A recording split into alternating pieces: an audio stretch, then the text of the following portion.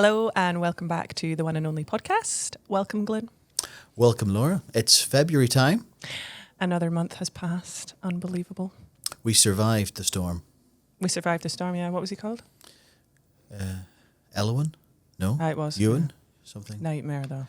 No one could pronounce it. It was bad. It was a bit blowy. In Dumfries, I think Dumfries and Galloway possibly got the... Yeah, Ireland seemed to get an absolute battering, to be Ireland fair. did as well. But there was the power was off. The power. The power, that's a really... You couldn't have a shower. The shower. A power shower. That's been going around have you noticed myrrh? Yeah. Does it work on you? Hazel got me. Did you do it? Did you? So say this word, myrrh. What's this one? Myrrh. Yeah. What's a thing that you see your reflection in? Myrrh. And what's the town crier fella called? Or like the main, what's like a London mayor? Oh, the mare. The mare. Same. And then a horse is a mare. And then the frankincense and myrrh. And myrrh. Yeah. Unbelievable. Anyway. It's Valentine's Day today when we're recording. Friday the 14th. Oh, wow. I love you, Hazel. Do you do Valentine's Day? No. Will you cook our tea tonight, maybe? No? No. Oh, Glenn. She's good at it. Well, you obviously need the practice. Do you guys do it? No. No. No. I'll be cooking the tea as usual. But we might go to the ice cream shop for pudding. Oh, that's nice. I know. I might stop and get some flowers. But Hazel actually bought herself flowers this week. Oh. That's sad, isn't it? That is sad, yeah. So maybe I'll buy another bouquet of flowers. I've got a little bit of an experiment, though, to do on you, Glenn, if you're up for it. So, the Yellow Wellies campaign? Yes. So they've posted a campaign this morning to round off their year's campaign of social experiments in terms of the hashtag Mind Your Head. Right. And this one that they posted this morning, it was a short video of some well-known sort of agricultural-based influencers. That's a very loose term. And they have to call someone, anyone, not your significant other, and tell them that you love them. All right. And see what their reaction is. Do you want me to call someone? Yeah. And put them on loudspeaker. Let's see what they say. What if he doesn't answer? Not Hazel. Just the first someone. Well, no, someone that is likely that be like, oh, that's nice. Not some total random that you're like trying to sell cattle to. I love you. This is going to be weird. I'm just looking through the last. Somebody that's not going to sound strange.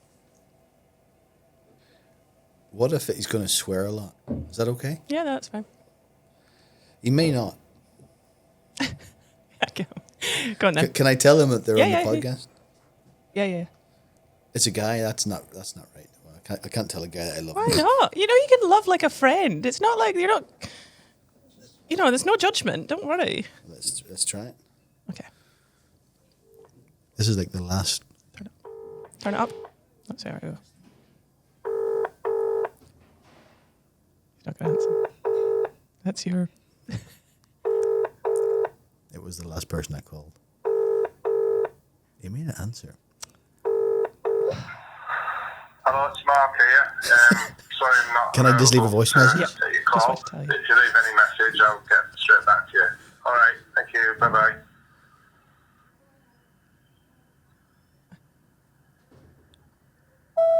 Hey, Not. It's February the 14th, and just want to tell you that I love you. Have a great day. Anyway, so we'll see. He might come back and tell you he loves you as well, or he might just tell you, stop ringing, mate. He'll be like, what the? Anyway, we better get onto the podcast. This month on the podcast, we have Thomas Illingworth from Glenrock. Limousin's? Yep. Nice. In Lockerbie. Is Lockerbie your address? Yeah. Yeah, Lockerbie nearest town. Joining us on the podcast, welcome. How do you like to be referred to? Thomas? Tam? Tam. Tam. Yeah. Okay, we'll go with Tam. Tam. That's a proper Scottish. Aye. Proper Scottish. Yeah, it's only Thomas if I'm in trouble. Don't worry, you're not in trouble today. Welcome. Anyway, welcome to the podcast. Yeah, thank you. First time on a podcast? Yeah, it is, yeah. Don't be worried. It's quite daunting with all these lights and earphones in. And earphones and microphones. Yeah, But you'll settle into it. By the end of last month's podcast, Robbie was for telling us his PIN code number, never mind anything else. So don't worry. I'm not doing Smokey that. Jones.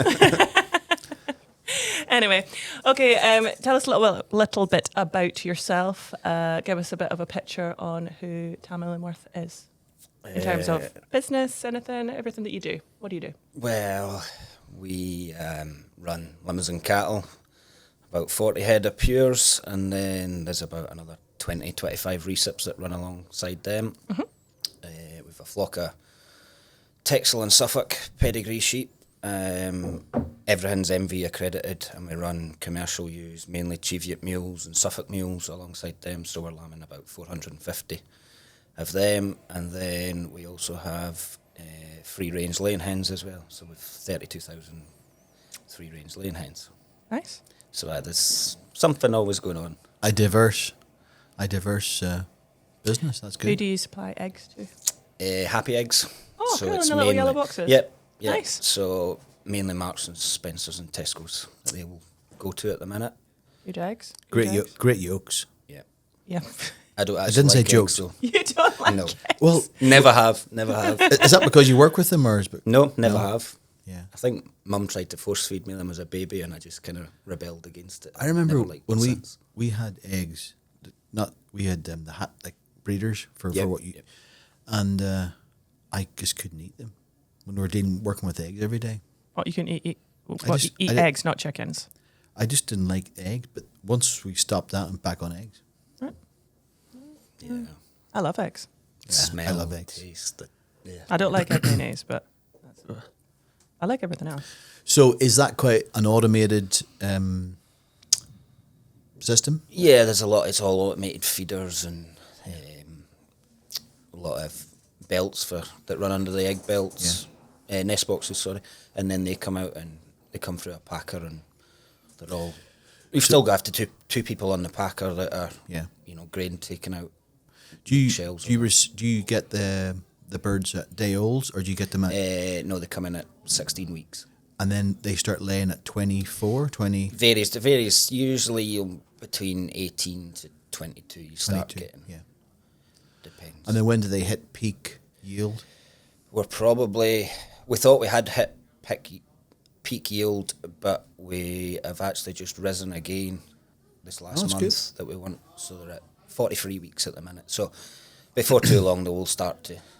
So at the start, and how long does that sort of group of birds lay for? So they come in at 16 weeks, and then this batch is actually booked to go out at 86 weeks. Yeah. So that'll be very end of November, I think it is. So from that sort of week 18 to, are the eggs? Do they start off with quite a small egg? Start with sort of like a bantam size. So kind of they're egg. not really fit for. No, you have to wait sort of 2 or 3 weeks once you start into egg production Until before you get can them into really- like the yellow boxes. Yeah. And What do you do with all the waste eggs? Well, them kind of ones you can kind of use yourself or do stuff like that and gift them away. There isn't really Right, okay, cool. much you can do with them. Yeah. And that business is quite good at the moment. The eggs are fairly well good. 2 years ago they were pretty shocking, to be perfectly honest. But they're going okay at the minute. Yeah. Nice. And the Texels, did you say? Texels, yeah. yeah. Yep. So have you always had beef, sheep and chickens, or how's it all sort of? Well, originally back in the starter days, it was butchers. That's how we originally started. So Right. Grandad and my granny's. Well, it was my granny's side of the family, and then she married my granddad, and he come out of the war after doing his 2 years. Dumfries and service. Galloway? No, period, or they where are originally? from a little place called Baildon, down Shipley, just outside Bradford. That's where they are Oh, right. originally. Yorkshire. Yep. So they were a butchers, and then when Grandad was killing out, he was mainly a lot of native kind of breeds, and then he noticed Limousins coming through the market when they first sort of were imported in the 70s there, and he noticed that the killing out percentage and the less wastage compared to your natives was really quite good, so He was started buying them, and then he thought he would have a few of his own, and it's kind of spiraled from there. So it was 1982 when they bought the first ones, Right. and then it's just kind of spiraled from there. So that's when the prefix was born in Yeah, 1982. so the prefix Glenrock comes from, they lived on a Shipley Glen, is what it was, Baildon Shipley Glen, and then it was full of rock, so they just combined the two, and that's where Glenrock kind of comes through. I love those original stories. Yeah. But it actually sounds quite Scottish if you think about it. does, Now yeah. moving to Scotland, so it does, it works in quite well.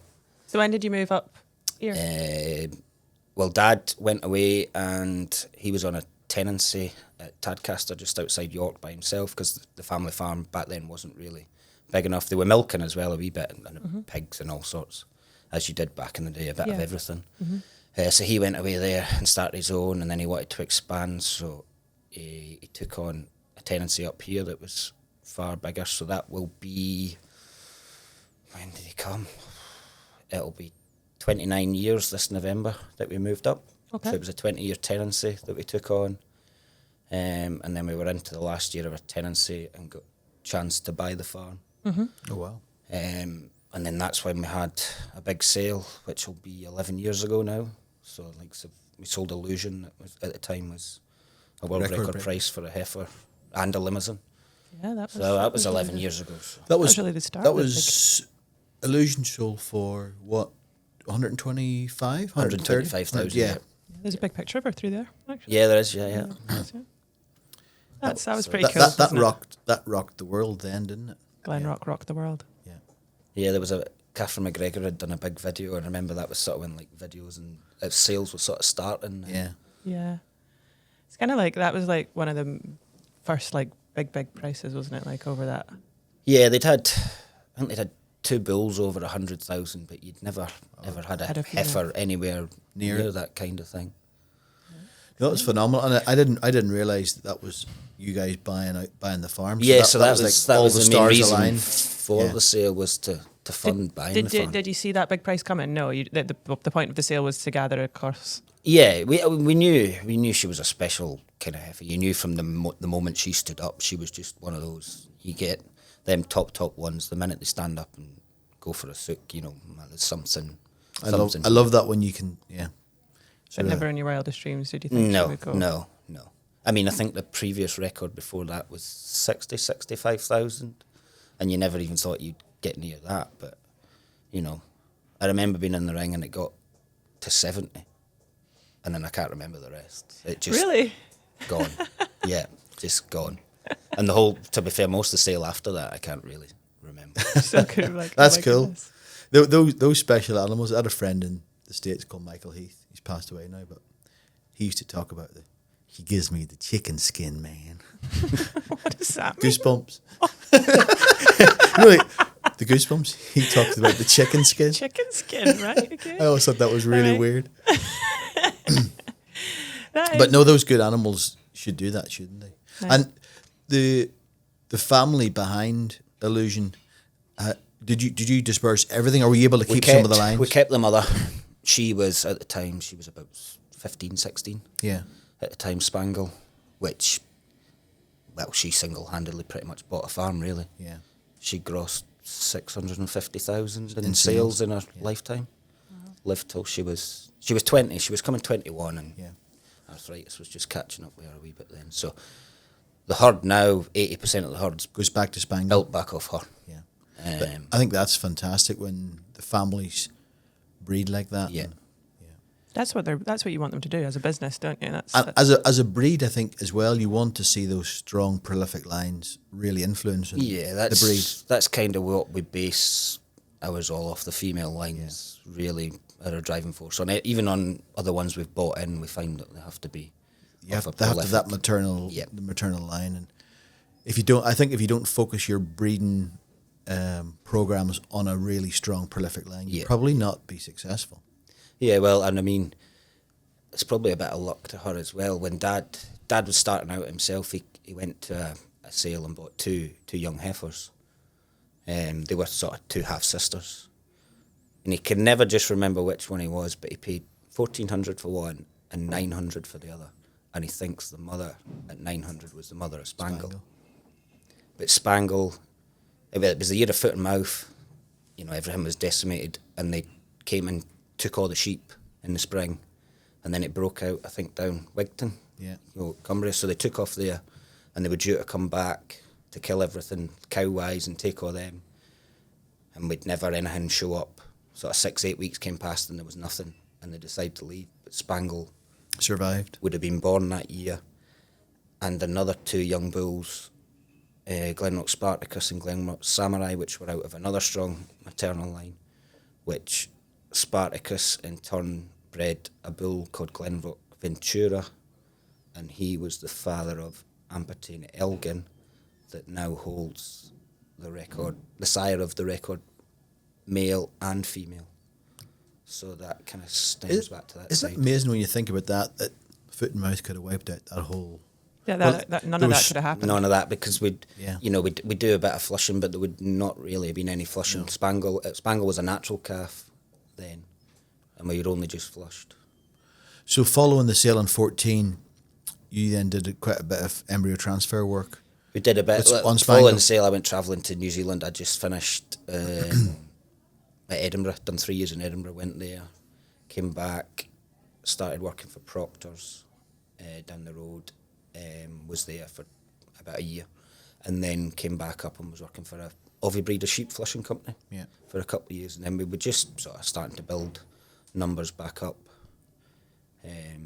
Did you keep a handful? But how many did you keep back when you had that sale? Spangle was our own. We had one cow that was lame with twins that wasn't fit to sell, so we kept hold of her. And then we'd won another daughter in the sale that had done a lot of winning the year before. Fantastic. So we had a reserve on her, and she never met it, and she was the only one that came home. So you built back up to numbers now, or are you still building? We're probably reaching numbers now, I would say. So 11 years later, you're back to... Maybe an extra 5 or 10, but nothing more than that. Just trying to, keep the consistency of them all the way through, that everyone's earning its keep, really. And then the Texels came along after that? Did the sheep come along? No, the Texels started in foot and mouth year, actually. The first ones had just lambed 2 months before they got taken.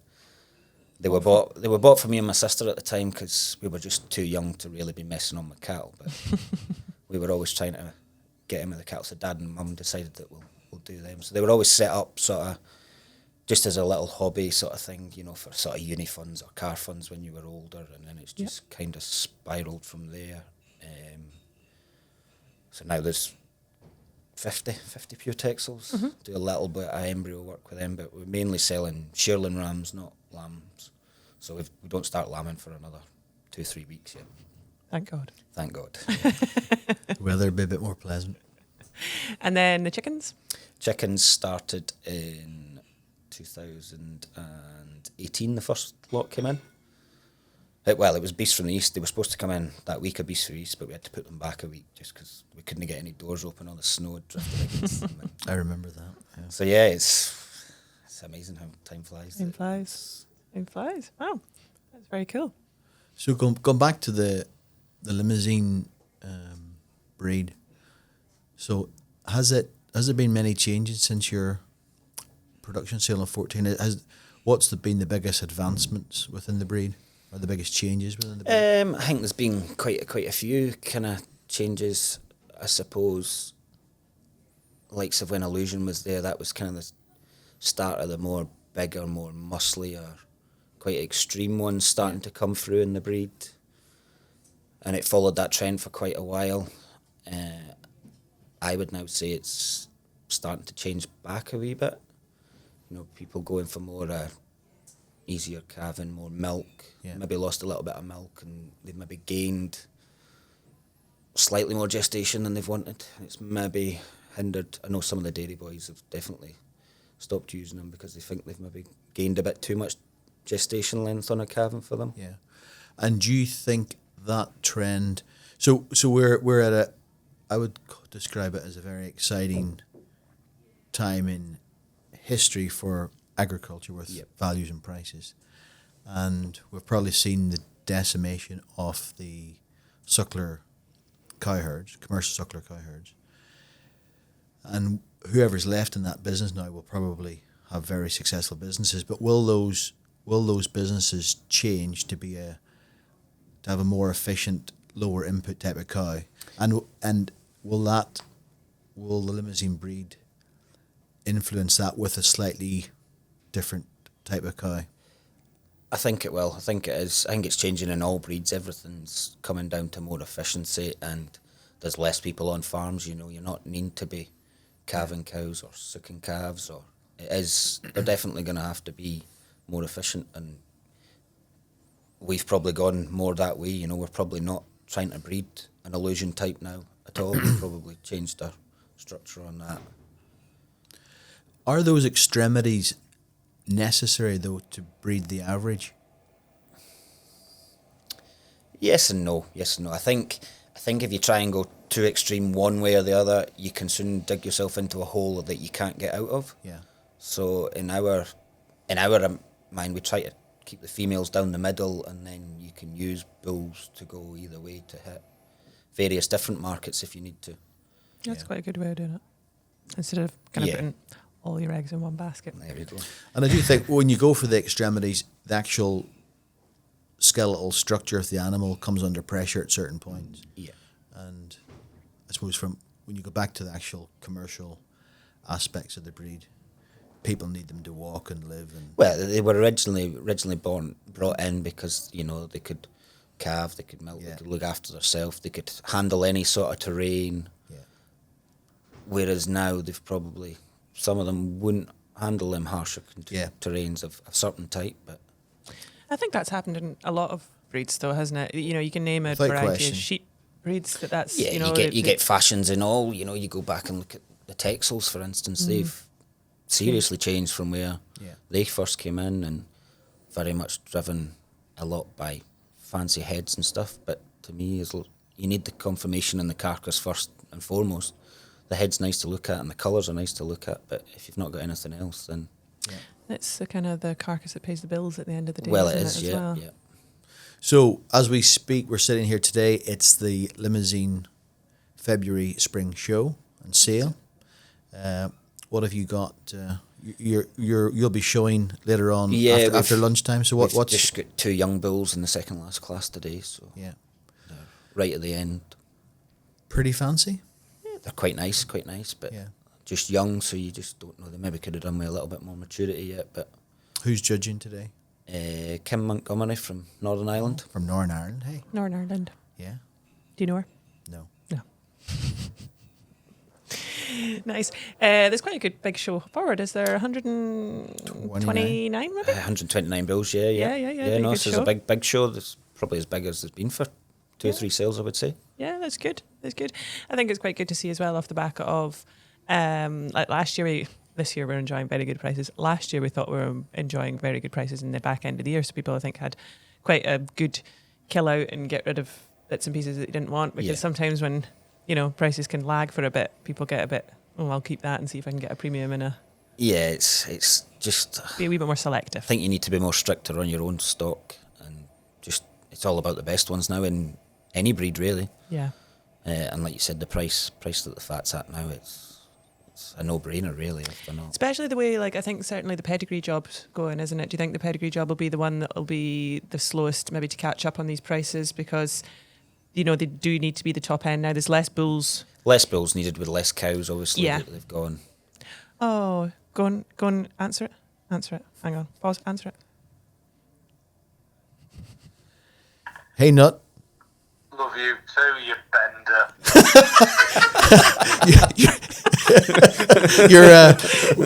It was one of the. We had to do it for the pod. You're live on the podcast, so that was really good. It was a bit of a challenge. That's nice, though. That's nice. All right, okay, Glenn. Well, have a great day. I'll return your call and tell you how much I love you. See you, pal. See you, mate. That's nice. That's lovely. Oh dear. No offence to anyone caused at all. In No. In the language that was used there. Anyway, in terms of less cows, so less bulls needed. People are going to be more selective, aren't they? And that's what they need to be. I think you probably will find, people are willing to go that wee bit more for something a bit better. So I think that you're going to have more of the top prices. You might have more of a middle bit that's sort of in between, and some might not sell. It's just changing environments at the minute. It's just need to see where things are going to go the next. Absolutely. Every time, these last few weeks, consecutively, every time Grant brings his prime cattle report through, this Monday just passed, that was the first time we've broken a clean bullock over the 3,000 barrier. The week before, I think it was... Oh, no, this week it was a Holstein bull, young bull, was over 3? Over 3, I think, Yeah, and the week before it was the beef over 3. So every week it's kind of climbing. So if you're getting those in the prime, then you really need to, you're needing something special, aren't you? Or you're needing something considerably more. Yeah, for the amount of time and effort and feeding that you have to go in and training and days away for a lot of people. We're quite lucky, we're only 20 minutes away from Carlisle here, but some of these boys are travelling 13, 14 the Welsh hours. And the Irish, it's 3, maybe 4 days away from home. Yeah. Do you sell bulls, all of them through the market, or do you put them? Do you sell a few at home, or it varies? Some years you can sell a load at home. Some years you'll sell very few, or it varies. We tend to sell here in Stirling, and then a few from home. It can go. There's a few folk been phoning for younger bulls this time, so we'll see what that is. Whether they're just wanting to bring them on and put them into their own systems. And then they're ready for bulling cows later on. I don't know. Do you show them as well? We do a little bit of showing. Yeah, when we get just time. To get the name out there and. Yeah, I mean, we don't really have a lot of time to be spending too many weeks away from the farm with everything else going on, but we tend to try and focus on doing the Highland and the Yorkshire, and then the Scottish Grand Prix. Where's that this year? What's the Scottish Grand Prix? For someone who's... It's like a Scottish national show, but it moves around different areas. So this is that an autumn time, or it's usually around the end of July, beginning of August. Always. Okay. So this year it's at Turf Show. Oh, nice. That's where it's going to be. Nice so and it's local. A bit of a trek. And is that a full Limousin show with all the classes, or is that? Yeah, a full Limousin show, and then we just pick different, try and spread it around so everybody, the North boys aren't having to travel south all the time, and various. It was at Peebles last year, so we try and one in the south, one in the middle, and one in the north if we can. But. So you mentioned Illusion and that wonderful day that you can't really remember after it happened. So what's been your most memorable occasion since that or before that? Other a show win? I suppose. Well, we showed the year after Illusion. I got the chance to pick a heifer calf to keep. I had a few of my own in a different herd, which we've since combined everything together, and then I got the chance to pick a young calf. I'd always thought of the world of this calf when it was born. And Dad says, "Well, you can pick one calf to keep," and I was like, "Well, it's a no-brainer. I'm picking that one calf." So that was Glenrock Jewel that I kept. So she went out the year after. She won the female championship at the Highland. And was reserve junior, and then she was junior champion at the Yorkshire. And then we didn't show till, so that would be 2015, and then we didn't show till 2022. Oh, wow. And it was actually her daughter that came out. Wow. And she won female champion at the Highland, was reserve junior at the Highland, and then she won junior and interbreed junior at the Yorkshire that year as well. So they're big successes, aren't they? That's pretty impressive.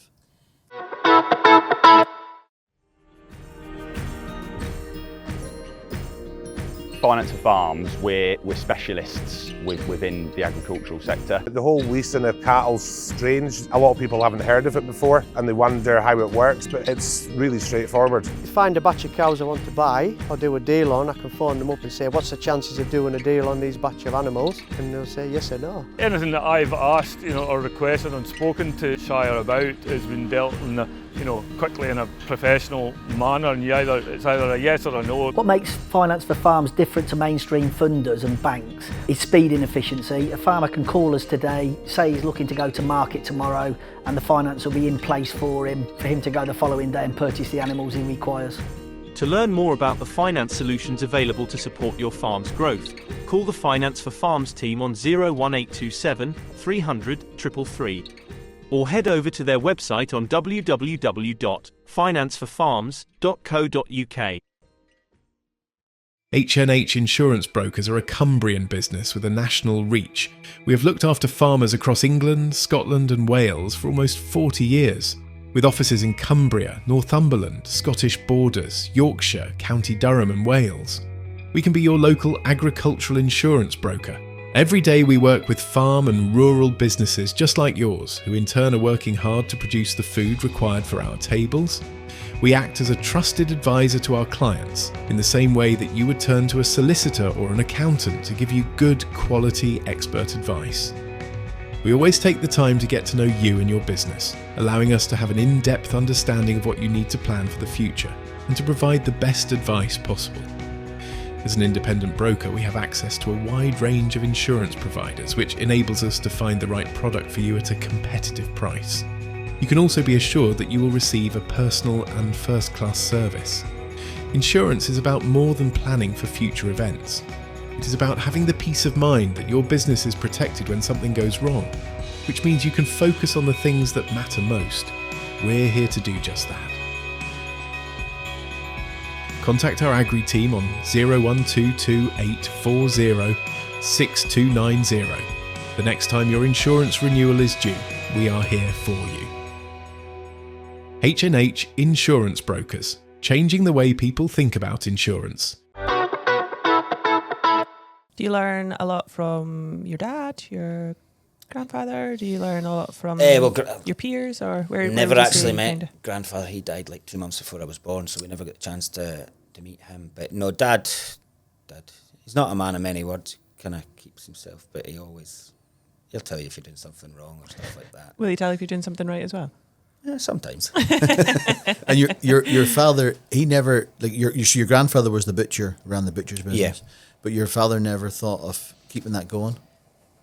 He hated it because he used to get stuck in the back doing all the turkeys around Christmas time and stuff like that. And granddad loved serving on the counter. That was his kind of thing. But dad, he wasn't doing that. He just loved working and being with the animals and stuff like that. So, I think in hindsight, he maybe thought it was, now if you look back, he maybe could have opened a farm shop more on the farm with it not being as big back there and done something a bit like that. But no, he's still fairly happy that we've... Must be quite satisfying to be able to breed your animals and then take them through to... Right the way through to finish and butchered. On a farm shop, and your grandfather must have got a lot of satisfaction actually serving the customers with your own stock. That must be very satisfying. So you also took a year out after you finished uni. It was about 8 months that I went away travelling. So dad's sister actually lives in Sydney, so I went and stayed with them for a few weeks and travelled the coast and just travelled around Australia. Just travelled around. Did you work at all when you were out there? Or not in Australia. I went and worked in New Zealand on dairy farms. I used to do summers with a contractor at home, and I couldn't think of anything worse than going and sitting on a tractor again for 6 months. So you thought you'd get in a parlour for 6 months? Well, I used to milk cows as well on weekends to make money for going and spending it all week in Edinburgh. So that was how that kind of came about. And then I was always sort of interested in, I think you can learn a lot from the dairy industry with efficiency and how to feed cows and just keeping it right like that. So we sort of adapted quite a lot. We feed everything TMR at home. Bar young calves, they're the only things that get any hard feeding. But everything else is TMR between dry cows. So is that like sort of your main focus at home? If you had to sort of prioritise in terms of your system at home, are you prioritising mainly on feed efficiency or like fertility, or what's the sort of main factors that focus your time on? A bit of both really, just feed efficiency and then just trying to, I think for us one of the main clear diets that's we've noticed the biggest difference is, I would say, is the dry cow diet. Just maintaining them and keeping them still in great condition, but 8 weeks prior to calving, they come out, they're bolused, they're on a diet and touch wood, we don't seem to get too many problems. Whereas in the beef industry, that's maybe not normal. Yeah. Whereas in the dairy industry, that's yeah normal. And even feeding the TMR to the bulls, I feel that you get them a far more consistent diet, and they're far more naturally going finished. On. You know, you've got to push them hard, or nobody looks at them at sales, but it's a far more easier way for the animal as well. And going back to the grass that you make, have you changed how you make your silage? Well, we've changed since the hens come in. We don't spread any fertiliser at all now. Yeah. We put in a lagoon 4-5 years ago. Yeah. So now all the slurry's linked to the sheds to that, but then we tip the hen muck straight in Into every the week. Yeah. And then it's mixed and spread together. So that'll be quite a powerful, and then it's all umbilicaled on Yeah. by the contractors. So yeah, that's been a big saving. We do work well. We've gone away to New Zealand as well. We work rotational grazing, so we've done a bit quite a bit of that. Not as in the sense of going out and measuring grass, but just getting on top of fields, focusing on clearing fields, especially with sheep. We know how wet last year was. We kind of had to abandon it and lift all the fences. Yeah. Like our cows came in on the 15th of August last year. It got that bad.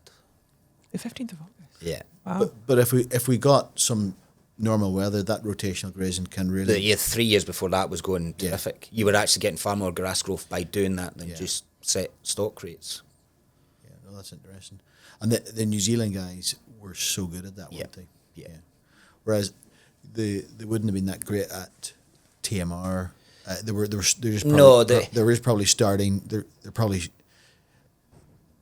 Keenan probably is just really starting to get going. Yeah. It's they're great in the efficiency and working of stuff out, and everything has to pay its way.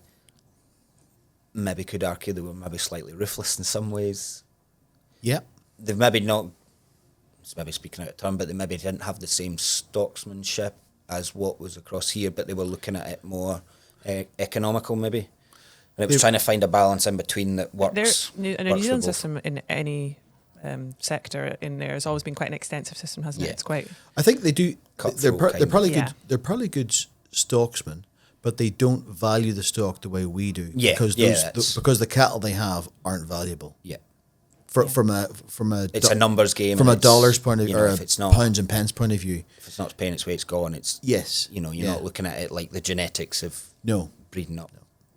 But there's so much.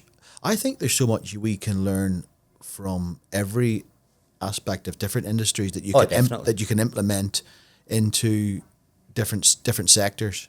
It's the same with the hens and the pig industries. The efficiency and performance that they have is phenomenal. Huh? Puts any of the other industries to bed, really.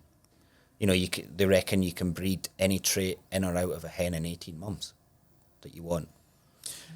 I remember when we were in the chickens, I think the eggs that we were producing, they went for the broiler units. Mm-hmm. And I think at that time, back in the 90s, I think those broilers were 10 to 12 weeks old when they were being finished.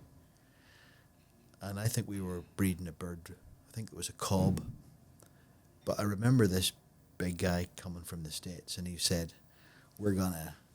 And they did. They got it down to, I don't know what, I think I'm about a bit out of touch with the broiler business, but I think they're finishing the birds now at 6 weeks.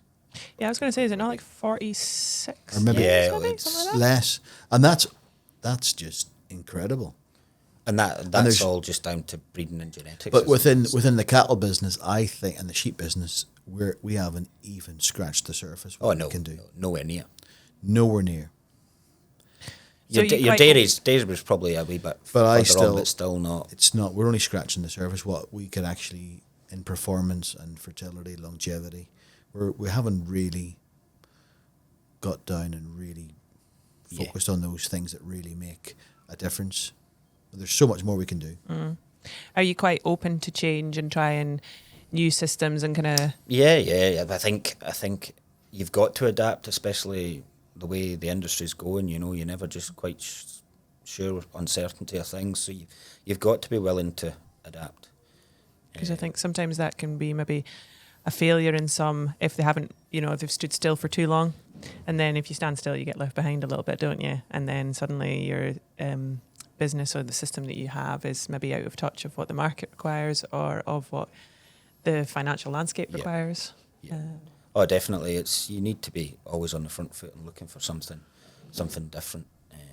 We're actually trying some different tops on the cross use this time just to try and breed our own replacements on the HHIB mules. So we're trying some Logie tops that are coming down from the Ingrams, and then we'll just cross them. We use all our own top lambs and then sell them as shearlings the year after. So, have you always had Cheviot crosses? We used to always be sort of Scottish mules before that, and then I just fancied a change. I just didn't think they were quite suiting our system, and with a bit of bother.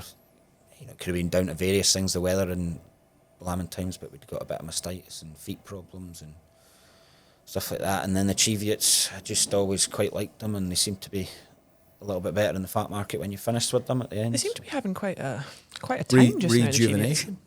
Yeah, a lot of people switching. Yeah, there's a lot of resurgence in them. So no, we've had them. Is that because are they weighing better? Like when you're they probably weigh better. They will hold flesh very, very well. Yeah.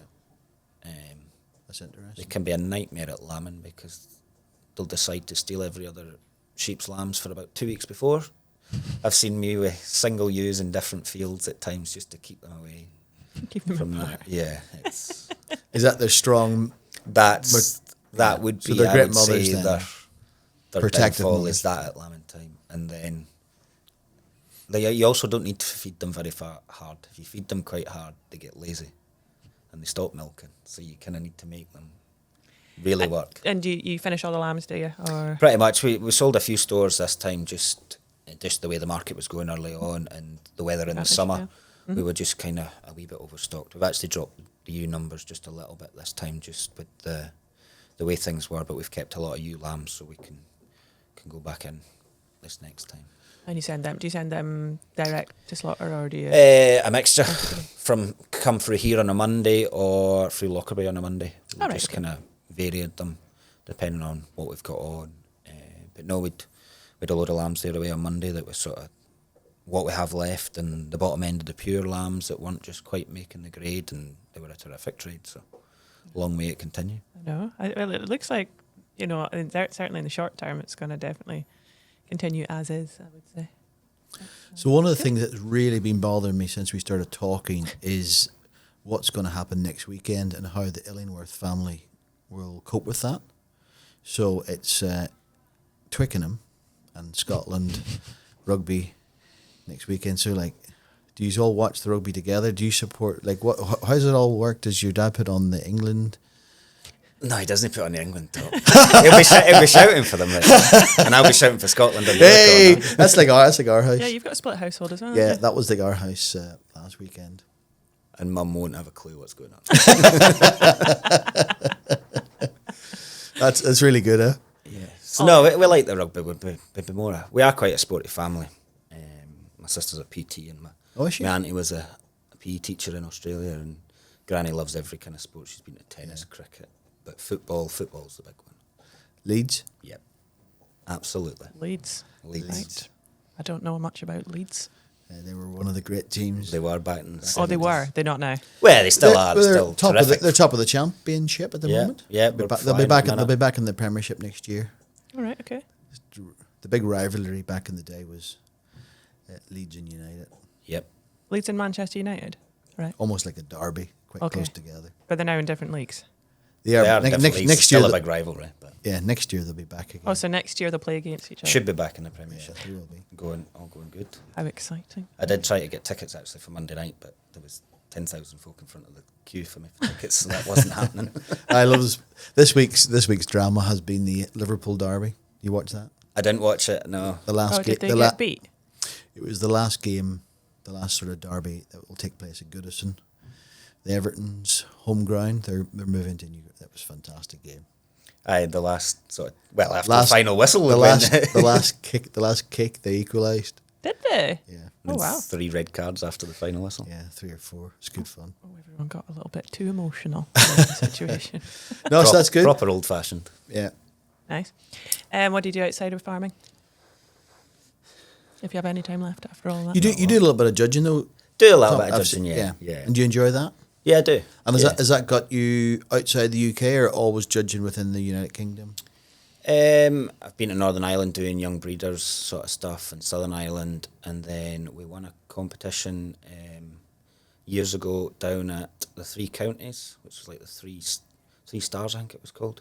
Oh, I remember that. Yeah. Yeah, it was quite a really well run competition, and I was involved in that the first. It didn't keep on going. I thought that was a really good thing. It's about 4 or 5 years, but I think you know, it took a lot of work and funding to keep it going. So it was 3 of us in a team, and you had to design a stand and banners and pictures and jackets, and then you were clipping, washing, showing the animals. It was really good. One person was doing stock judging. So the team of me, Andrew Adam from Newhouse, and John Graham from Burnbank, we actually ended up winning. So the trip was to go to the Royal in Toronto. Yeah. So that was really, really good to go there. And we ended up actually showing in Toronto. You couldn't win in the competition. It was the 4H competition, but you could take part to a certain. You probably had I think you had a you had a qualified. You had like a qualifier, and you could go through from the first round of the qualifiers, but you could never go any further than that. But that was really good to see. And were you showing limousines in Toronto, or did you get Angus or Hereford? They were all blacks. So all blacks, yeah. Angus could have been any breed, but yeah, Angus. We'll go with Angus.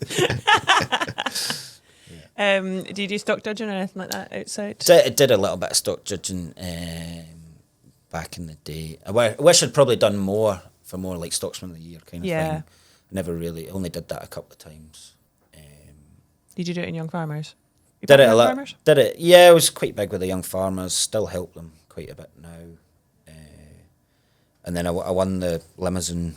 Used to do like a national kind of stock judging. Mm-hmm. So the first year I ever went, I was about 14, and I ended up winning the juniors and the overall. Oh wow! And then went back and won the juniors the year after again, and then never won anything since about it. So. You do quite a bit with young breeders, did you say, with the Limousins as well, do you? Not so much now. I'm chairman of the Scottish Limousin Club at the minute. Yep. I've been chairman of the Solway and Tyne Texel Club for 3 years. So I finished 2 years ago now. So I've done all that. But yeah, just quite happy to help younger ones out as well, give people opportunities and like that, encouragement and all that type of stuff. It's important, isn't it? Yeah, a lot of the people have given up their time to help us over the years, so it's nice to give it back to the next generation coming on, and hopefully they'll keep going. So the future at home. Yep.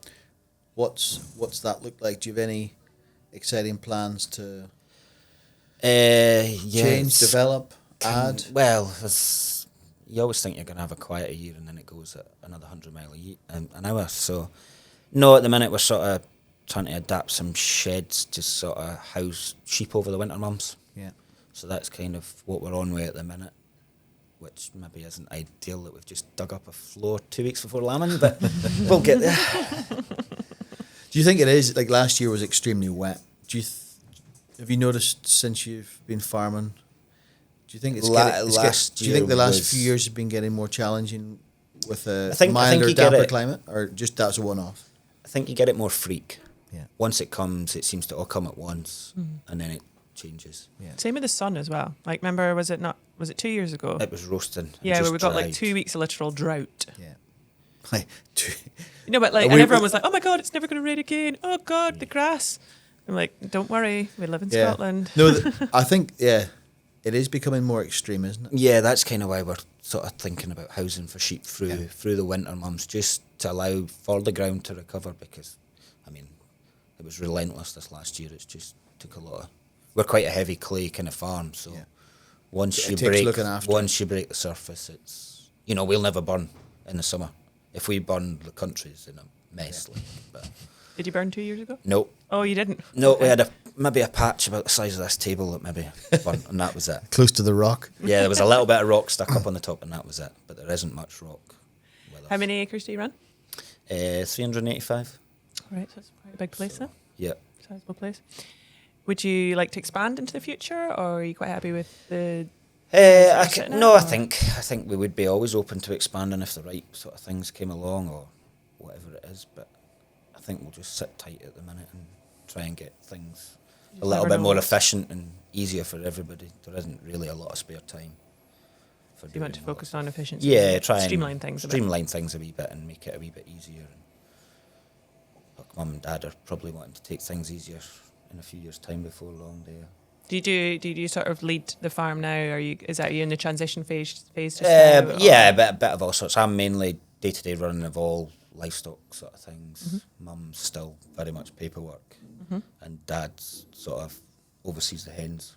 Do you use a bit of tech on the farm or anything like that? Yeah, we've got calving cameras, and then we've actually put in SmazTech boluses. Don't know if you've heard about them last year. So it's like a little bolus that you put in. It's linked to the cloud up above, and you put it straight into the rumen, and it'll monitor pH, temperature, everything like that. So it does heat detection, calving, and any health problems. It was mainly developed in Austria, I think it was, sort of 10 years ago, 12 years ago. And it's started to come across here into dairy herds. And there's actually quite a lot of Limousin herds just been putting it in recently. So you just put those in last year?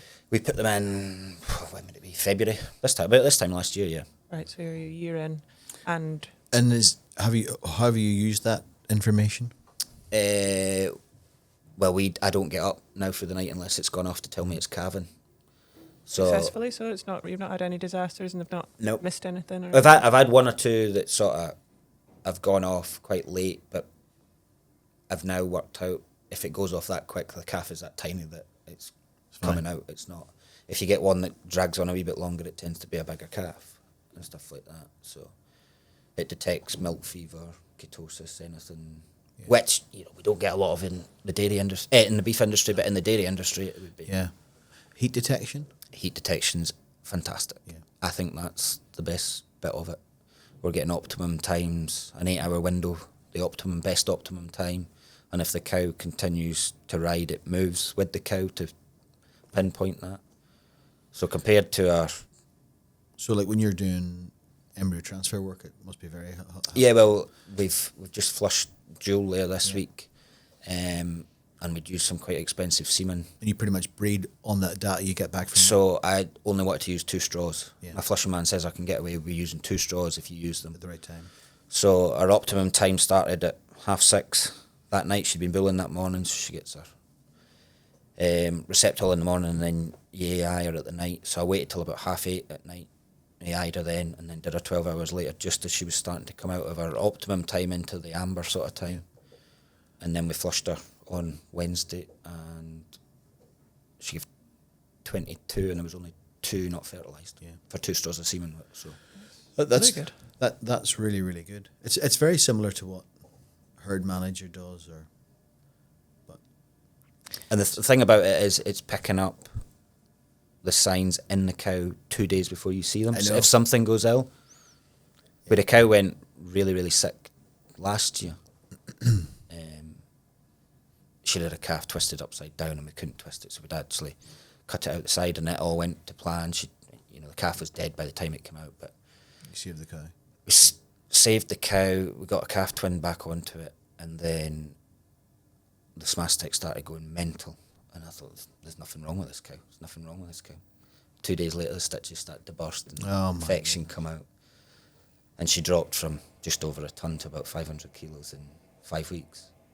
But without that, we wouldn't have got the drugs in time to save her. She was very ill for a while. And then, unfortunately, she wouldn't breed again, so she was through here a few weeks ago. She topped the cow trading here a few weeks ago, but it saved her. If we hadn't done that, it wouldn't have saved her. It's learning to trust that information you're getting, isn't it? Yeah, at the start, it was very much like you were going off the alert signals that went, whereas now it's all graph, so you can pinpoint. You now know, if the calving sensor goes off, and generally you're going to be nothing's calving for 12 hours after it goes off. Yeah. And then if you're getting to 30 hours, there's maybe a twist or a backwards or a... I think it's just about that piece, isn't it? Like, you can't really make an informed decision without any data to, have a look at. If you don't measure it, then how could you really make any sort of informed decision? It's only an opinion if you don't really have anything to back it up on. Yeah, but with a cow, she went off at 4:30 the other night, and I thought, well, that's fine till the morning. I was going out that night and I never needed to check her. She calved at 10 o'clock that next morning. So she was right bang on between the 12 and 20 hours is where we expect most of them. Did it take you a while to trust that? Yeah. At first you were up very relaxed about it. every hour, and you were like a walking zombie if you were calving a lot. But no, now you're trusting it. Yeah, that's really good. And what sort of cost, what sort of investment was that? The initial thing with the sort of 50 boluses at the first, I think it was, and like a base station that they put in that monitors all this. I think it was about 5,500. Yeah, so you get the payback really, really quick. Yeah, really quick. Yeah. And then you pay like a monthly subscription to use the bolus as well to keep it backed up to. So where they're monitoring the boluses, is that like a little satellite?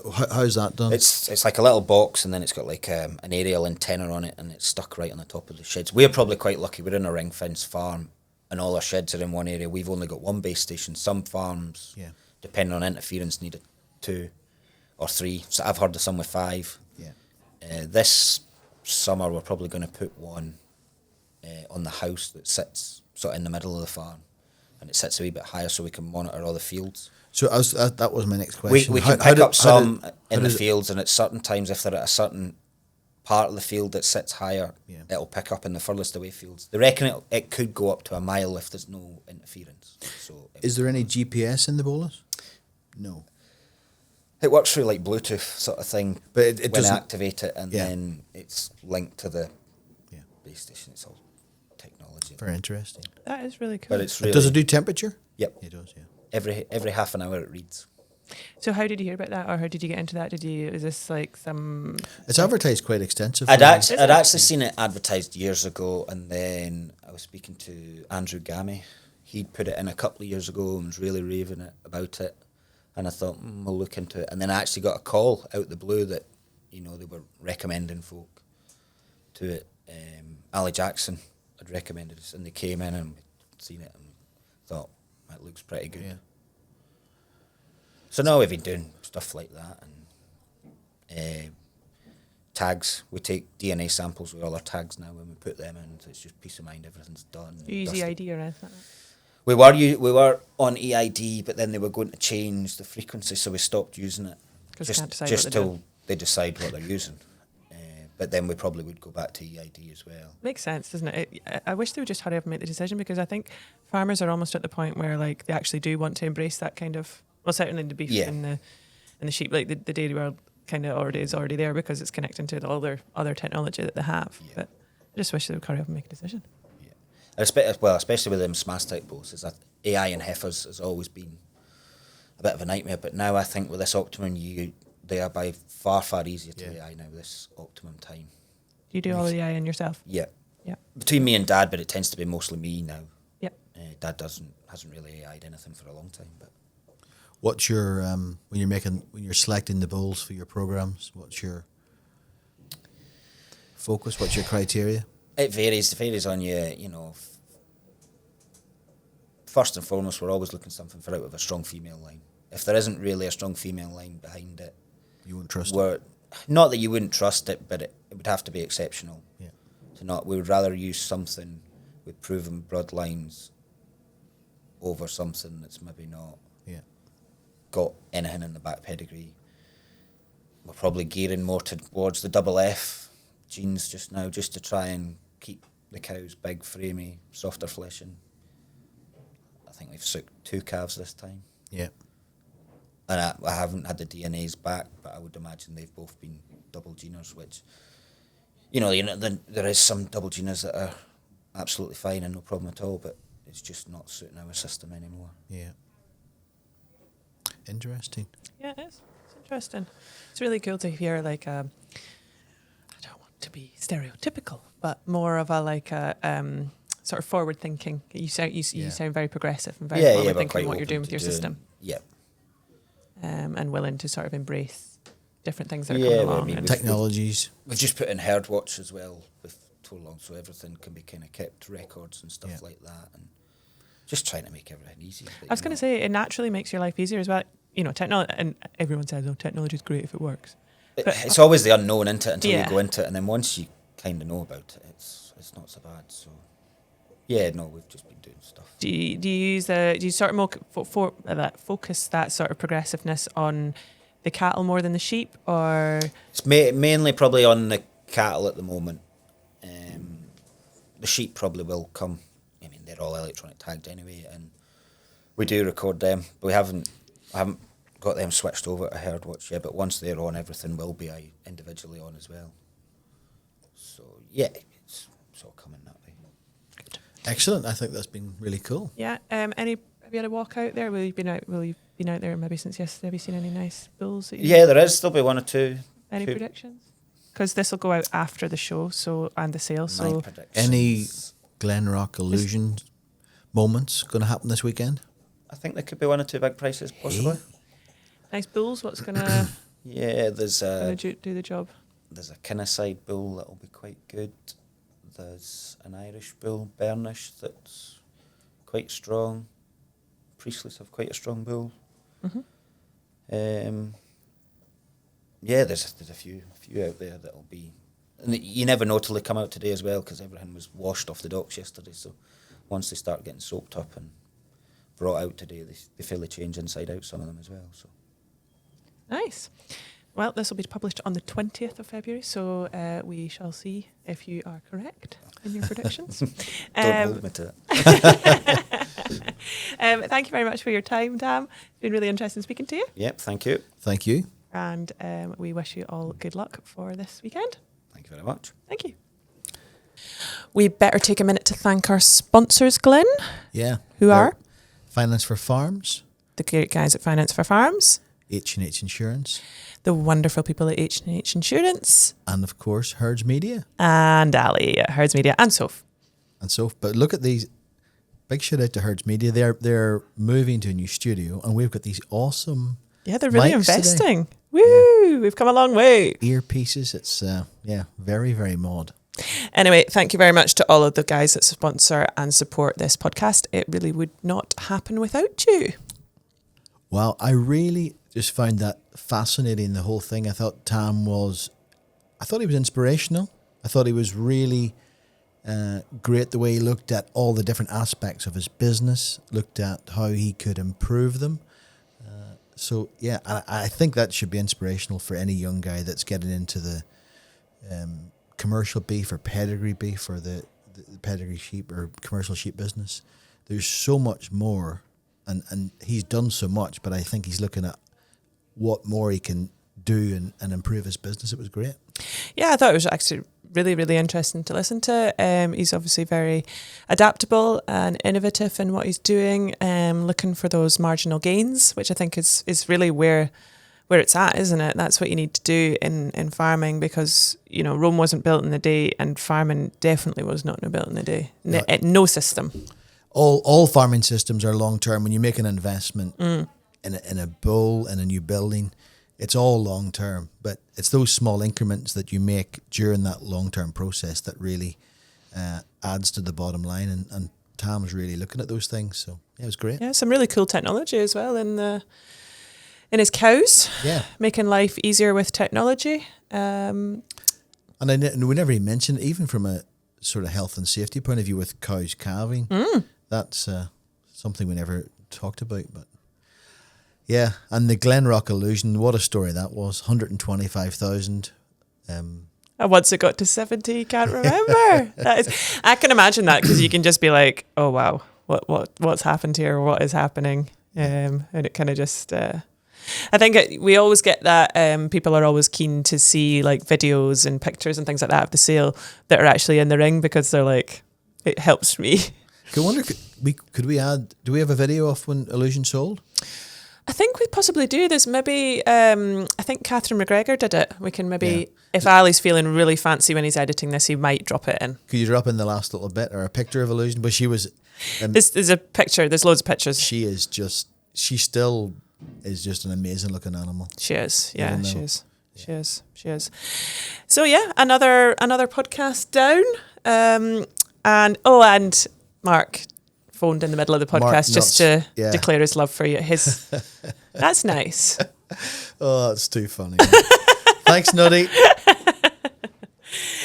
So next month will be, next month we're just about to lead into Expo, aren't we? Yeah, so it's going to be on the hoof, as they say. We're going to be doing our podcast, walking around Expo, speaking to exhibitors, and speaking to just before the championship. We're going to just speak to everybody, Emily.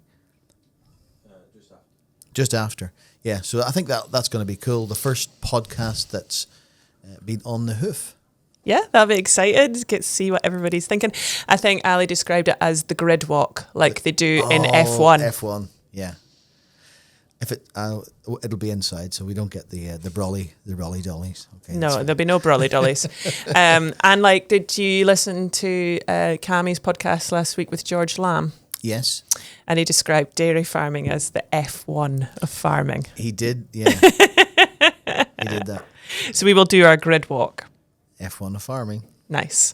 Thank you very much for listening, watching, however you have taken us in today. Please like, subscribe, share with your friends. And you might even like to leave us a review if you are enjoying these podcasts. It would mean the world to us. And we will catch you in March. You've been the one and only Laura Miller. And you have been the one and only Glyn Lucas. Thanks for watching, guys. Bye.